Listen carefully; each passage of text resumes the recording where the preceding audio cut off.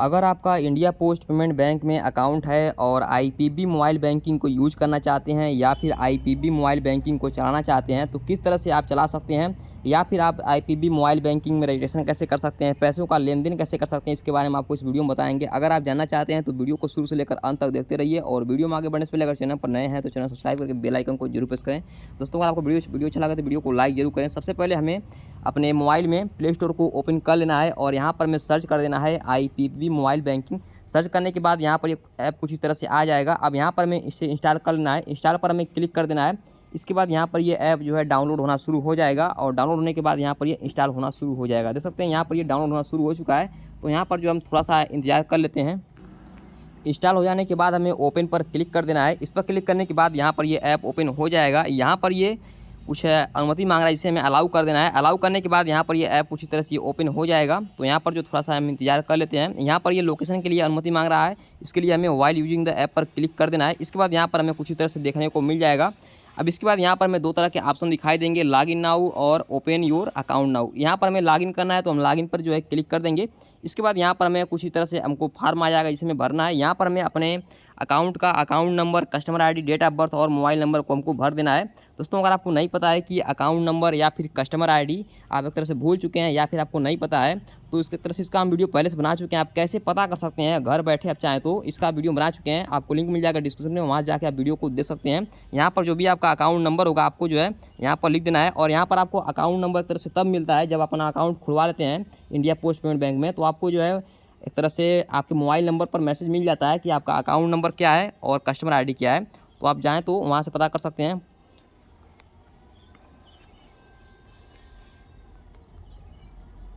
इसके बाद यहाँ पर हमें डेट ऑफ बर्थ लिख देना है। तो यहाँ पर हम अकाउंट एक तरह से खुलवाते समय जो भी एक तरह से अपना डेट ऑफ बर्थ उसमें बताए होंगे या फिर जो भी आधार कार्ड में रहा होगा उसके हिसाब से जो है अपना डेट ऑफ बर्थ यहाँ पर जो है आपको लिख देना है। तो यहाँ पर जो है हम डेट ऑफ बर्थ को इसमें हम पहले सेलेक्ट कर लेते हैं। इसके बाद यहाँ पर हमें नीचे मोबाइल नंबर लिख देना है। तो यहाँ पर जो मोबाइल नंबर लिख देते हैं और यहाँ पर हमें उसी मोबाइल नंबर को लिखना है जो आपके बैंक अकाउंट से रजिस्टर हो। इसके बाद यहाँ पर हमें रजिस्टर पर जो है क्लिक कर देना है। इस पर क्लिक करने के बाद सकते हैं यहाँ पर ये लिखा है कि इंटर वैलिड डिटेल्स। यहाँ पर जो थोड़ा सा लिखे हैं ये अकाउंट नंबर थोड़ा सा यहाँ गलत है, तो यहाँ पर जो इसको दोबारा सही कर लेते हैं। इसके बाद यहाँ पर हमें फिर से रजिस्टर पर क्लिक कर देना है। इस पर क्लिक करने के बाद हमें 4 अंकों का एमपिन बनाना है और यह तब काम में आता है जब आप इस मोबाइल बैंकिंग में लॉगिन करते हैं। तो यहाँ पर जो हम अपने हिसाब से यहाँ पर हम 4 अंकों का एमपिन बना लेते हैं। यहाँ पर हमें दोबारा एमपिन को लिख देना है और सेट एमपिन पर जो हमें क्लिक कर देना है। इस पर क्लिक करने के बाद अकाउंट में जो भी मोबाइल नंबर रजिस्टर होगा उस पर जो है 6 अंकों का OTP प्राप्त होगा। तो देख सकते हैं यहाँ पर ये OTP जो ये आ चुका है। OTP को हम देख लेते हैं 67 62 73। यहाँ पर ये पहले का OTP है। नीचे वाला OTP लिख देते हैं 021702। यहाँ पर लिख देते हैं 021702। इसके बाद हमें सबमिट पर क्लिक कर देना है। सबमिट पर क्लिक करने के बाद यहाँ पर ये आईपीबी मोबाइल बैंकिंग रजिस्ट्रेशन हो जाएगा। अब इसके बाद हमें लॉगिन करना है। लॉगिन पर क्लिक कर देंगे। इसके बाद यहाँ पर हम जो भी 4 अंकों का एमपिन बनाए हैं यहाँ पर हमें लिख देना है। तो यहाँ पर जो इसको हम लिख देते हैं। लिखने के बाद यहाँ पर ये आईपीबी मोबाइल बैंकिंग ये ओपन हो जाएगा। देख सकते हैं यहाँ पर ये कुछ इस तरह से ओपन हो चुका है। अगर आप अपने यहाँ पर बैलेंस चेक करना चाहते हैं कितना पैसा है तो इसके लिए आपको यहाँ पर जो है आँख की तरह दिखाई दे रहा है, इस पर जो आपको क्लिक कर देना है। इस पर क्लिक करने के बाद जो भी आपके खाते में पैसा होगा यहाँ पर आपको देखने को मिल जाएगा। अब चलिए यहाँ पर आपको हम बारी बारी से बता देते हैं कि आपको पैसे को कैसे ट्रांसफ़र करना है या फिर पैसे को हमें कैसे इसमें ऐड करना है। तो पहले आपको बताते हैं कि पैसे को आपको इसमें कैसे जमा करना है या फिर ऐड करना है। इसके लिए सबसे आपको पहले बताते हैं आसान तरीका। आसान तरीका ये है कि आपको एक तरह से इसमें QR कोड मिलेगा जिस पर आप चाहें तो किसी व्यक्ति से आप एक तरह से पेमेंट करा करके अपना पैसा इसमें ऐड करा सकते हैं। इसके लिए आपको क्या करना है, इस 3 लाइन्स पर क्लिक करना है और माई प्रोफाइल पर जो आपको क्लिक कर देना है। और यहाँ पर हमें एक बात का ध्यान रखना है कि पहले से जो है आपके मोबाइल में लोकेशन चालू होना चाहिए। अगर चालू नहीं है तो आपको चालू कर देना है। उसके बाद यहाँ पर आने के बाद देख सकते हैं आपका जो भी आपके अकाउंट का QR कोड होगा आपको जो है यहाँ पर देखने को मिल जाएगा। अब यहाँ पर मान लीजिए अगर आप किसी व्यक्ति से मतलब तरह से अपना पैसा इसमें ऐड कराना चाहते हैं तो आपको यह QR कोड केवल दिखा देना है। उसके बाद जब वो व्यक्ति इस पर एक तरह से स्कैन करके पेमेंट कर देगा जितना भी आप ऐड कराना चाहेंगे, उसके बाद यहाँ पर एक तरह से ये पैसा इसमें ऐड हो जाएगा। और आप चाहें तो उस व्यक्ति को अपना कैश दे सकते हैं नोट में और एक तरह से अपना चाहें तो इसमें पैसा ऐड करा सकते हैं। नीचे आपको मिल जाएगा डाउनलोड और शेयर का बटन, आप चाहें तो डाउनलोड या शेयर कर सकते हैं। इसके बाद यहाँ पर सकते हैं आपका नीचे नाम दिखाई देगा और यहाँ पर आपको एक तरह से UPI ID देखने को मिल जाएगा। यहाँ पर ये आप चाहें तो UPI ID पर भी आप पैसा भेजा सकते हैं, जो यहाँ पर नीचे लिखा दे सकते हैं। यहाँ पर आप चाहें तो इस पर भी पैसा भेजा सकते हैं अपने हिसाब से। तो आपको जहाँ से भी पैसा ऐड करा सकते हैं। इसके अलावा आप चाहें तो आपका जो अकाउंट नंबर है और आईएफएससी कोड है उसके माध्यम से भी आप चाहें तो पैसा इसमें जमा करा सकते हैं। इसके अलावा मान लीजिए अगर आप जो है पेटीएम या फिर गूगल पे हो गया, फ़ोन पे होगा, अगर आप इन सब चीज़ों का यूज़ करते हैं तो आप चाहें तो उसके माध्यम से भी आप इसमें पैसे को ऐड करा सकते हैं। उसके माध्यम से आप चाहें तो क्यूआर कोड पर स्कैन करके पेमेंट कर सकते हैं। उसके अलावा आप यूपीआई आईडी पर या फिर बैंक अकाउंट नंबर पर भी आप चाहें तो इसमें पेमेंट कर सकते हैं। तो इस तरह से आप चाहें तो बहुत ही आसानी से इसमें पैसे को ऐड करा सकते हैं। इसके बाद हम बात कर लेते हैं, मान लीजिए हमें अब क्या करना है कि इस मोबाइल बैंकिंग से हमें किसी दूसरे बैंक अकाउंट में या फिर किसी दूसरे यूपीआई आईडी पर या फिर किसी मान लीजिए हमें क्यूआर कोड पर पेमेंट करना है, तो इसके लिए हमें किस तरह से करना है इसके बारे में आपको बताते हैं। तो पहले आपको बताते हैं कि मान लीजिए हमें जो है किसी क्यूआर कोड पर कैसे पेमेंट करना है। तो इसके लिए यहाँ पर देख सकते हैं मोबाइल बैंकिंग को ओपन करने के बाद आपको यहाँ पर एक ऑप्शन नीचे दिखाई देगा, स्कैन एनी क्यूआर। इस पर जो आपको क्लिक कर देना है। इस पर क्लिक करने के बाद यहाँ पर ये लोड होगा, तो यहाँ पर थोड़ा सा इंतजार कर लेंगे और यहाँ पर ये जो कुछ भी यहाँ पर ये अनुमति मांगा इसे हमें अलाउ कर देना है। वाइल यूजिंग द ऐप पर क्लिक कर देना है। इस पर क्लिक करने के बाद देख सकते हैं यहाँ पर आपको दो तरह के ऑप्शन दिखाई देंगे, स्कैन क्यूआर देख सकते हैं।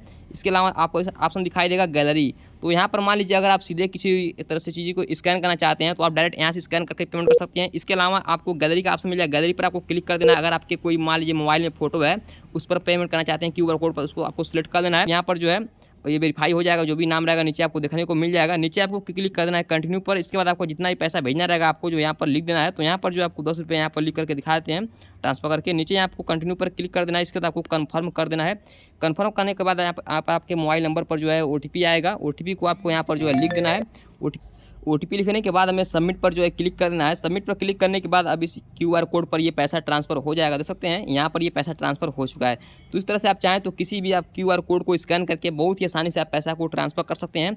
इसके बाद आप बात कर लेते हैं कि मान लीजिए अगर आपको किसी यूपीआई आईडी या फिर किसी बैंक अकाउंट में आपको पैसे ट्रांसफ़र करना है तो इसके लिए आपको क्या करना है। इसके लिए आपको यहाँ पर दो तरह के ऑप्शन दिखाई देंगे। फंड ट्रांसफ़र में आप चाहें तो बैंक अकाउंट का एक तरह से अकाउंट नंबर, आईएफएससी कोड, ये सब जानकारियों को भर करके आप चाहें तो पैसे को ट्रांसफ़र कर सकते हैं। लेकिन आपको जो है पहले बेनिफिशियरी ऐड करना पड़ेगा। उसके बाद जब ये बेनिफिशियरी एक्टिवेट हो जाएगा, चालू हो जाएगा एक तरह से, उसमें जो आपको 4 घंटे या फिर 12 घंटे का टाइम लग सकता है। उसके बाद जो आप अपन पैसा ट्रांसफ़र कर सकते हैं। तो इसमें थोड़ा टाइम लगेगा।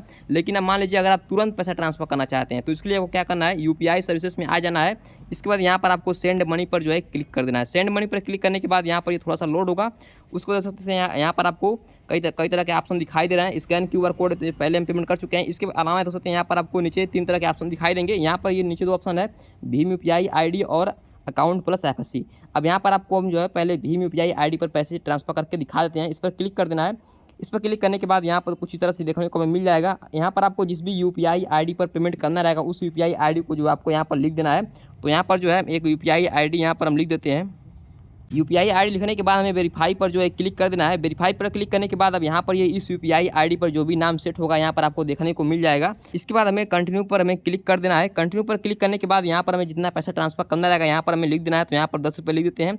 इसके बाद हमें कंटिन्यू पर क्लिक कर देना है और कन्फर्म कर देना है।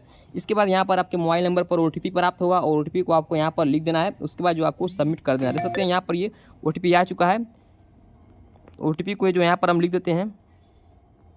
ओटीपी लिखने के बाद हमें सबमिट पर क्लिक कर देना है। सबमिट पर क्लिक करने के बाद अब इस यूपीआई आईडी पर ये पैसा ट्रांसफर हो जाएगा। देख सकते हैं यहाँ पर ये 10 रुपये ट्रांसफर हो चुके हैं। कुछ ही तरह से आप चाहें तो यूपीआई आईडी पर पेमेंट कर सकते हैं। इसके बाद आप बात कर लेते हैं कि मान लीजिए अगर आपको किसी अकाउंट नंबर और आईएफएससी कोड पर पैसा ट्रांसफर करना है तो कैसे करेंगे। इसके लिए आपको फिर से आ जाना है सेंड मनी में। आने के बाद यहाँ पर आपको नीचे क्लिक कर देना है अकाउंट प्लस आईएफएससी। इस पर क्लिक करने के बाद आपको यहाँ पर कुछ ही तरह से देखने को मिल जाएगा। अब यहाँ पर आपको जिस भी एक तरह से अकाउंट या फिर जिस भी खाता में पैसा ट्रांसफर करना रहेगा यहाँ पर आपको उसका नाम जो है आपको लिख देना है। तो यहाँ पर जो नाम को हम लिख देते हैं। इसके बाद यहाँ पर हमें अकाउंट नंबर जो है उनको यहाँ पर लिख देना है। तो यहाँ पर जो हम अकाउंट नंबर इसमें लिख देते हैं। इसके बाद यहाँ पर हमें नीचे दोबारा जो है अकाउंट नंबर यहाँ पर हमें लिख देना है। तो यहाँ पर क्या करते हैं, दोबारा हम इसमें अकाउंट नंबर लिख देते हैं। अकाउंट नंबर लिखने के बाद यहाँ पर हमें आईएफएससी कोड लिखना है। तो अगर आपको आईएफएससी कोड नहीं पता है तो आप चाहें तो सर्च आईएफएससी कोड पर क्लिक करके आईएफएससी कोड को पता कर सकते हैं। तो यहाँ पर जो हमको पता है तो यहाँ पर लिख देते हैं IDIB। इसके बाद यहाँ पर जो लिखते हैं हम 30, उसको लिखते हैं हम M720। लिखने के बाद यहाँ पर कुछ इस तरह से ये आ जाएगा। अब इसके बाद देखते हैं यहाँ पर हमें जो है अब हमें नीचे आना है। नीचे आने के बाद जो हमें कंटिन्यू पर क्लिक कर देना है। इस पर क्लिक करने के बाद यहाँ पर आपके बारे में कुछ इस तरह से जानकारी दिखाई देगा, मतलब जिस पर भी पैसा ट्रांसफर कर रहे हैं। इसके बाद देख सकते हैं यहाँ पर ये हमें जितना भी पैसा ट्रांसफर करना रहेगा यहाँ पर हमें लिख देना है। तो यहाँ पर जो हम इसमें लिखते हैं 30 रुपये। इसके बाद यहाँ पर हमें कंटिन्यू पर क्लिक कर देना है। इसके बाद हमें कन्फर्म कर देना है। कन्फर्म कर क्लिक करने के बाद अब यहाँ पर ये आपके मोबाइल नंबर पर जो है OTP आएगा। तो यहाँ पर जो थोड़ा सा इंतजार कर लेंगे। OTP देख सकते हैं यहाँ पर ये आ चुका है। इसके बाद हमें सबमिट पर क्लिक कर देना है। सबमिट पर क्लिक करने के बाद अब यहाँ पर ये इस अकाउंट नंबर पर ये पैसा ट्रांसफर हो जाएगा। देख सकते हैं इस तरह से आप चाहें तो QR कोड और UPI ID बैंक अकाउंट इस तरह से आप चाहें तो इस पर पैसा ट्रांसफ़र कर सकते हैं और पैसे को आप चाहें तो इस तरह से ऐड करा सकते हैं। इसके अलावा आपको इसमें बहुत सारे फीचर्स मिलेंगे। यहाँ पर अगर आप किसी व्यक्ति से पैसे रिक्वेस्ट करना चाहते हैं तो आप चाहें तो रिक्वेस्ट मनी पर क्लिक करके इसके बाद आपको जिस भी व्यक्ति से रिक्वेस्ट करना रहेगा उसका जो भी UPI ID होगा आपको जो है यहाँ पर लिख देना है। लिखने के बाद जो आपको यहाँ से रिक्वेस्ट कर देना है। तो यहाँ पर जो मान लीजिए हम इस UPI ID से रिक्वेस्ट करना चाहते हैं तो यहाँ पर देख सकते हैं UPI ID लिख देंगे। इसके बाद हमें वेरीफाई करने के बाद हमें कंटिन्यू पर क्लिक करना है। इसके बाद हमें जितना पैसा एक तरह से इस व्यक्ति से मांगना रहेगा यहाँ पर हमें लिख देना है। तो यहाँ पर 100 रुपये लिख देते हैं। इसके बाद हमें कंटिन्यू कर देना है। इसके बाद हमें यहाँ पर हमें कन्फर्म कर देना है। कन्फर्म करने के बाद देख सकते हैं यहाँ पर ये रिक्वेस्ट हो चुका है। अब यहाँ पर ये क्या होगा कि जिस UPI ID से हम रिक्वेस्ट किए हैं उस मतलब तरह से UPI ID पर मैसेज जाएगा पेमेंट करने के लिए। जब वो पेमेंट कर देगा तो आपके अकाउंट में जो एक तरह से पैसा आ जाएगा। तो इस तरह से भी चाहें तो अपने अकाउंट में पैसा जमा करा सकते हैं। इसके अलावा आपको नीचे बहुत सारे ऑप्शन देखने को मिल जाएंगे। यहाँ पर आपको डेबिट कार्ड मिल जाएगा। इसका हम वीडियो पहले से बना चुके हैं, ये आपको हमारे चैनल पर मिल जाएगा। इसके अलावा अगर आप किसी मोबाइल में रिचार्ज करना चाहते हैं या फिर बिल पेमेंट करना चाहते हैं तो उसके लिए आपको नीचे भी बहुत सारे ऑप्शन मिल जाएंगे। इसके बारे में भी हम वीडियो अपने चैनल पर बनाए तो अगर आप देखना चाहते हैं तो देख सकते हैं। तो इस तरह से आप चाहें तो IPB मोबाइल बैंकिंग को यूज कर सकते हैं। दोस्तों अगर आपको वीडियो अच्छा लगे वीडियो को लाइक जरूर करें और चैनल पर अगर नए हैं तो चैनल सब्सक्राइब करके बेल आइकन को जरूर प्रेस करें।